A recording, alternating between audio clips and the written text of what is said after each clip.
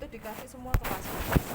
Nah, itu whole blood biasanya dipakai pada pasien-pasien dengan kekurangan volume, misalnya pasiennya kecelakaan, kemudian perdarahan hebat, atau misalnya pasien operasi besar yang dibuka perutnya ya, laparotomi atau dada apa jantung, misalnya itu kan butuh transfusi biasanya. Nah, itu kalau darahnya semuanya hilang, volumenya berkurang, maka butuhnya WB. Nah, yang kedua namanya transfusi TC. Pernah dengar? TC. Atau ini yang paling PRC. Habis WB ada PRC yang warnanya tetap merah. Jadi WB itu warnanya merah, kantongnya lebih gemuk daripada PRC. Kenapa? Karena PRC itu hanya sel darah merah. Itu yang paling sering dipakai di rumah sakit. Kenapa? Karena biasanya pada pasien-pasien di ruangan yang dia mengalami penurunan kadar HB. Itu pakai PRC. Apa itu singkatannya? Packed red cell. Packed red cell. Jadi sel darah merah. Nah, ada yang berikutnya dipakai untuk pasien-pasien dengan kekurangan trombosit, misalnya pasien DHF atau pasien dengan demam berdarah. Apa? Bukan, kalau mimisan itu namanya epistaxis. Sebutannya epistaxis. Tapi apa itu? Penyakit dengan dengue, hemorrhagic fever itu atau demam berdarah tadi, dia yang menurun apanya? Trombositnya. Maka disebutlah transfusi TC. Trombosit sel. Nah, kemudian yang terakhir adalah albumin. Jadi di situ ada saringan meneh, albumin. Nah, kalau di transfusi albumin ini sedikit berbeda dengan yang 3 tadi. Kalau 3A, B, C tadi mulai dari WB, PRC, TC itu kantong yang tahu ya, kantongnya darah ya. Karet plastik tipis kayak gini melendung gitu ya, yang kayak bantal kecil itu ya. Kayak susu bantal ya. Nah, kayak itu kalau di albumin tidak. Kalau albumin bentuknya dipakai botol kecil kaca kayak UC 1000. Tahu UC 1000? Ya, persis itu. Cuman harganya beda. Kalau UC cuma 5.000 dapat ya. Kalau itu 2,5 juta. Jadi sekali kamu menjatuhkan, kamu harus mengganti 2,5 juta minimal ya. Ada yang 2,75 ya. Harganya 1. Warnanya mirip kayak UC, jadi warna kekuningan. Jadi yang 2 tadi, yang WB sama PRC warnanya merah. WB gendut, TRC-nya agak kurus, PRC-nya karena dia spasmanya dibuang. Dia hanya disisakan packed red cell-nya saja. Kemudian TC lebih kurus lagi, tapi tetap kantongnya sama, warnanya kantong tadi ya, yang plastik itu. Kalau TC dia berwarna kuning. Jadi tinggal diambil trombosit saja. Jadi nggak boleh ujuk-ujuk misalnya pasien, oh ini kena demam berdarah, kita transfusinya sembarangan. Kita kasih semua darah merah gitu ya, WB, PRC gitu, enggak. Tetapi apa yang butuh dinaikkan itu yang sesuai dengan kondisi pasien. Kalau misalnya pasien dengan gagal ginjal, misalnya dia dilakukan HD gitu kan, dia dibilas tuh. Ini kan biasanya pasiennya juga mengalami HB-nya rendah banget. Nah, itu biasanya transfusi. Nah, itu transfusinya pakai PRC. Jadi yang paling sering dipakai adalah PRC. Nah, kemudian kenapa kok kita harus tahu itu? Karena beberapa hal ini tadi kita perlu ini. Kalau di transfusi kita ada membutuhkan namanya transfusion set. Apa itu bedanya dengan infus? Nih. Kalau di transfusion set itu dia ada saringannya. Ini biasa dipakai untuk transfusi yang berwarna merah tadi. Jangan keliru. Kalau misalnya transfusinya berwarna kuning, dia sudah nggak ada darahnya, maka biasanya kita cukup menggunakan yang biasa. Pakai infus biasa yang orang gede itu, yang 20 tetes per menit itu. Nah, kemudian yang ini biasanya berarti untuk WB dan PRC. Harus ada saringannya. Yang berwarna merah harus ada saringan. Nggak boleh lupa. Jadi kalau misalnya pasiennya ada indikasi dia mau pasang ini infus untuk transfusi, maka ambilkan yang ada saringannya. Jangan sampai lupa, karena kalau lupa bisa kita harus ganti lagi, kan sayang ya, kasihan harus dibuang ya. Kemudian ini sama ya, untuk pemasangannya sama kayak pasang infus biasa, tetapi biasanya kita menggunakan kalau bisa vena yang besar. Jadi kalau misalnya di sini terlalu kecil, banyak pecahnya, ya pindah aja ke rada atas gitu. Ya. Tapi kalau misalnya kalau ini gede lancar itu bisa menggunakan yang perifer saja, tergantung dari pasien. Intinya sama ya, jarumnya sama kayak yang pakai yang gede itu yang warna pink ya. Nah, nomor 20. Kemudian ini adalah contoh-contoh kalau ini pura-pura aja ya, fake blood. Kalau di film-film namanya fake blood. Nah ini ya ada PRC, warnanya merah, tapi biasanya nggak segendut ini juga ya. Ini adalah golongan darahnya. Jadi kita harus cek, misalnya kalau pasien kita mau dilakukan transfusi, kita harus cek apa dulu? Pertama, nama, identitas, wajib, ain, nggak boleh ndak. Kenapa? Karena salah orang bisa fatal akibatnya. Kemudian dicek namanya, kemudian darahnya. Dia diresepkan darah apa? Bener nggak tadi PRC? Bener nggak tadi WB? Nah, ya, jangan-jangan keliru misalnya. Jadi misalnya ada 2 orang yang ditransfusi sama, di situ ada darah yang ini karena beda. Jadi golongan darah itu juga mempengaruhi. Misalnya golongan darah O, golongan darah O, AB, golongan darah A dan seterusnya, atau AB. Nah itu yang paling jarang terjadi. Ada yang golongan darah AB di sini? Darah mahal? Nggak ada, jarang ya. Golongan darah AB itu jarang, dia hanya bisa menerima, tidak bisa memberi. Kenapa? Karena jarang. Kalau orang AB, kalau orang golongan darah O itu dia bisa memberi ke semuanya, tapi tidak bisa menerima dari semuanya. Nah orang ibaratnya kalau kita bicara golongan darah O itu dermawan gitu ya, karena dia nempel di mana-mana. Bisa orang dengan golongan darah A bisa juga transfusi golongan darah O, tapi golongan darah A tidak bisa memberi ke orang darah O. Jadi kita pemberi. Siapa yang golongan darah O? Saya. Makanya katanya itu pemberi. Memang seperti itu. Apalagi AB itu sangat jarang sekali ada. Jadi makanya ketika terjadi kekurangan darah di golongan darah AB itu benar-benar susah carinya. Jarang. Kalau di Malang mungkin hanya berapa, jadi kadang harus pesen gitu. Kalau O itu kan banyak ya. Oke, kemudian cairan ini biasanya kita menggunakan NS sebagai premedikasi atau dan post medikasinya. Jadi sebelum dilakukan pemasangan darah, kita harus dialiri dulu pakai NS, diinfus dulu. Infusnya dijalankan dulu pakai NS beberapa saat, 15 menit minimal. Kemudian baru diganti selangnya ini tadi ditujukan ke transfusi darahnya. Ini berjalan berapa jam?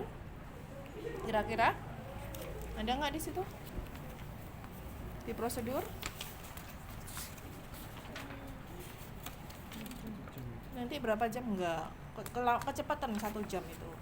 Bisa 4 sampai 6 jam. Kadang ada malah yang 8 jam ya. Ada nggak? Nggak ada. Ya wis. Tergantung. Jadi rata-rata nanti 4 sampai 8 jam ya. Rata-rata 4 sampai 6 jam, tapi kadang ada yang sampai 8. Nah, caranya pertama adalah kita siapkan pasien. Jadi ketika kita habis cek namanya siapa, golongan darahnya apa, kemudian indikasinya sudah jelas, oke, kita cross check sama teman gitu ya. Bener ya, ini namanya ini, kita lihat jamnya apa kok jam. Apa itu? Gelang tangannya itu dilihat bener nama identitasnya. Kemudian kita siapkan. Kalau pasiennya sudah terpasang dengan IV line, dengan apa namanya? Infus, maka kita tinggal ganti bener. Oh, itu sudah bentuknya misalnya masih yang biasa, maka kita ganti selangnya. Nah, ini sama. Jadi selang ini harus diisi dulu, jangan langsung dipasang ke pasien sebelum ada isinya ya. Harus diisi. Kalau misalnya kalian ini masih orangnya benar-benar baru, belum ada infus, ya berarti kita pasang infus ya. Nih pakai yang gede. Nah ini bisa yang 20 atau yang 18. Kalau mau cepat biasanya kalau di UGD ya kita pilih yang gede, karena memang misalnya kita tahu ada pasien kecelakaan tadi, kita butuh cepat, pasiennya harus segera ditransfusi, maka kita pasang yang gede, lebih gede daripada biasanya 18. Kita pasang infusnya, kita praktekkan aja ya. Dan ini ya, nanti apa namanya kita cek dulu. Jadi di sini apa namanya, yang apa saja yang perlu dicek ya. Yang pertama adalah selain identitas dan darah-darah tadi adalah suhu, tekanan darah, RR dan apa? TTV semuanya. Semuanya harus kita cek. Misalnya, oh kalau ternyata tekanan darahnya masih tinggi, harus kita laporkan. Kita tunda dulu, tidak boleh dilakukan pemberian transfusi. Atau pasiennya masih demam, misalnya suhunya di atas 38 gitu, atau 39 bahkan, nah, maka nggak boleh, harus kita tahan dulu. Jadi misalnya kok pasiennya demam terus, misalnya kita laporkan ke dokter, dok ini masih demam orangnya gitu ya, misalnya dikasih obat antipiretik dulu, biar turun panasnya. Nanti kalau sudah mulai turun misalnya 37,5 maksimal, nah itu baru boleh kita pantau untuk pemasangan transfusi. RR juga gitu, kalau orangnya masih sesak kemudian dengan tekanan darah tiba nadinya misalnya naik tuh keras gitu ya, kita tahan, kita laporkan. Jadi TTV semuanya harus dipantau, tapi yang paling utama adalah suhu dan tekanan darah. Karena biasanya RR dan nadi itu mengikuti. Ketika dia sesak ketika pasiennya masih demam itu otomatis nadinya akan tinggi. Tekanan darah kadang juga biasanya tinggi gitu ya. Oke. Kita siapkan dulu pasiennya sama seperti biasa ya. Kita siapkan dulu ini. Jadi kita pakai handscoon dulu. Handscoon biasa ya, handscoon bersih ya. Prinsipnya. Kemudian kita pasang dulu ke NS. Jadi ini kita cek, oh ya ini benar ada saringannya, namanya transfusion set tadi. Kemudian kita pasang ke NS-nya.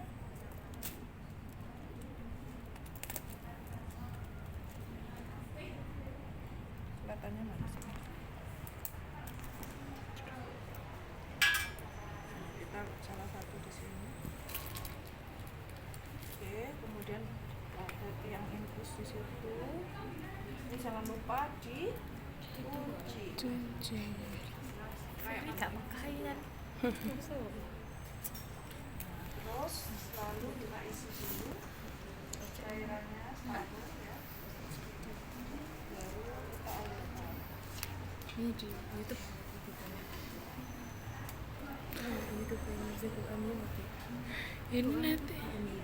Ini nanti tuh masukin YouTube.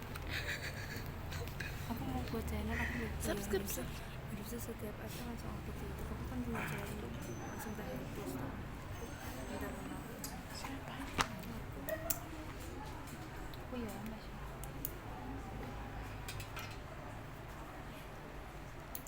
Nanti kan selama 4 menit.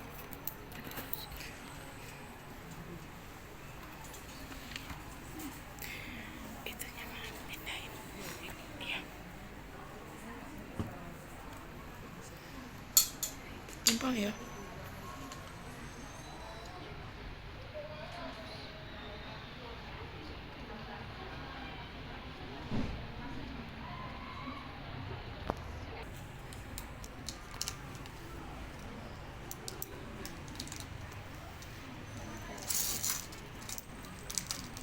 Pakai yang sampel kayak gini, yang tidak ada cabangnya, yang tidak ada tempat injeksi ya, nggak ada sayap. Yang ini biasanya khusus untuk transfusi.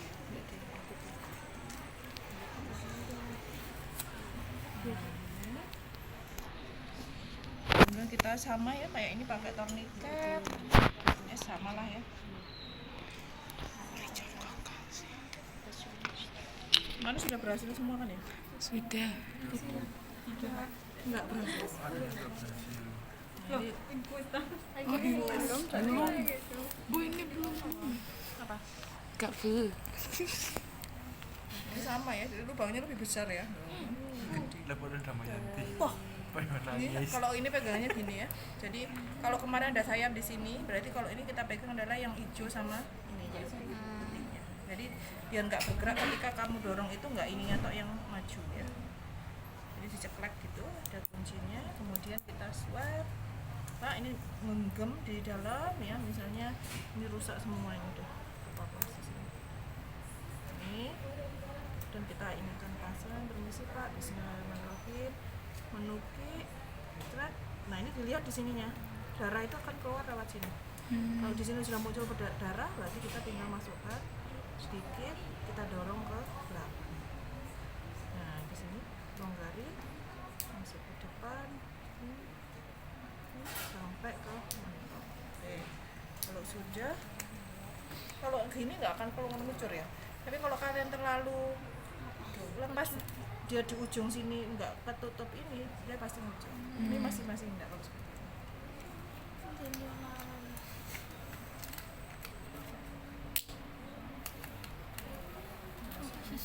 ini. Ini dicoba Coba ini. ya tapi gampang kan nanti coba kaca terlibat bisa langsung darah Mana tadi? Ini ditulisi dulu date-nya ya, tanggal berapa. kadang kita ini sudah di sini dengan pasien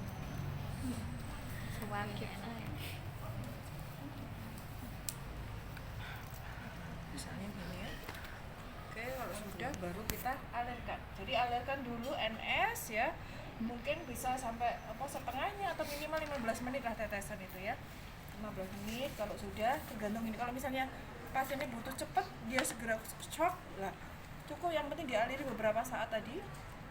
Kemudian nanti baru setelah itu kita ganti menjadi darah. Misalnya pasiennya tadi golongan darahnya A+ atau O misalnya gitu ya. Kita pakai yang O.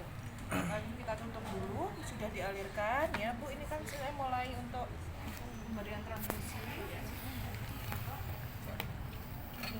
Tadi sudah dilihat ya, tekanan darahnya sudah normal, ini bagus gitu ya, boleh dipasang. Wah. Lucu.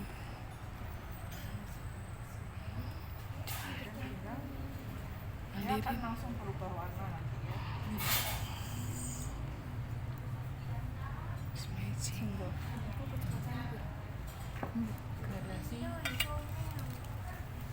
Yang mana nih? Nah, gitu nanti dia akan berjalan terus pelan-pelan gitu sampai sini. Nah, pada saat sudah selesai seperti ini, nanti kita belum selesai kerjanya. Bu, nanti kalau saya 15 menit saya akan datang lagi untuk memeriksa apakah ada reaksi transfusi. Apa itu yang kita tanyakan, misalnya kalau tiba-tiba pasien mengeluh sesak pada saat setelah dipasang darahnya masuk gitu ya, atau pasien tiba-tiba menggigil, atau pasien tiba-tiba gatelen, nah, itu sudah termasuk reaksi transfusi ya. Jadi itu bisa kita catat, kita lihat per 15 menit. 15 menit datang lagi observasi. Jadi kalau transfusi nggak boleh langsung selesai ditinggal gitu ya. Jadi benar-benar harus diobservasi. Kalau tiba-tiba langsung pasiennya sesak menggigil itu sering terjadi. Itu adalah termasuk gejala reaksi transfusi. Nah, kalau misalnya terjadi itu apa yang kita lakukan? Misalnya pasien tiba-tiba sesak, tiba-tiba menggigil gitu. Karena dikasih ini sudah masuk beberapa saat. Apa yang harus kita lakukan? Apakah dilepas? Tidak, dihentikan dulu. Jadi kalau misalnya ada reaksi transfusi, maka kita matikan transfusinya ya. Kita matikan dulu, kita ganti lagi pakai NS ya. Diganti pakai NS dulu, dialirkan beberapa saat. Nanti kalau dia sudah mulai tenang, enggak ini, kemudian misalnya kalau enggak gatel-gatel ya, terutama kalau gatel-gatel ya harus kita ini kan kita lakukan diganti. Biasanya ditutup kalau gatel-gatel karena biasanya berarti alergi. Kalau sudah alergi nggak bisa dipaksa ya, harus benar-benar observasi kuat. Tapi kalau misalnya tadi hanya dia sesak, kemudian mungkin kita cek apakah terlalu cepat tetesannya, itu juga bisa mempengaruhi. Jadi kalau pasien tiba-tiba kok cepat menggigil, cepat nafasnya sesak gara-gara ini, kemungkinan pertama kita cek dulu tetesan kita apakah dia tetesannya terlalu cepat. Mungkin kita ini kan pelankan dulu, tapi kalau 15 menit lagi malah semakin parah, maka harus kita hentikan dan kita ganti pakai NS, digrojok NS ya. NS-nya agak dicepetin. Nah, misalnya sudah selesai habis gitu ya, sekitar 6 jam tadi ya misalnya. Nah, setelah 6 jam kita lihat lagi, tapi setiap 15 menit harus kita observasi ya, karena bisa jadi awalnya nggak apa-apa, tiba-tiba nanti di jam berikutnya mungkin ada reaksi ya. Nah, kalau sudah selesai, sudah habis ya kita ganti pakai NS. Jadi ini sudah 8 jam sudah habis gitu ya, misalnya kita tutup dulu ininya, kita ganti pakai.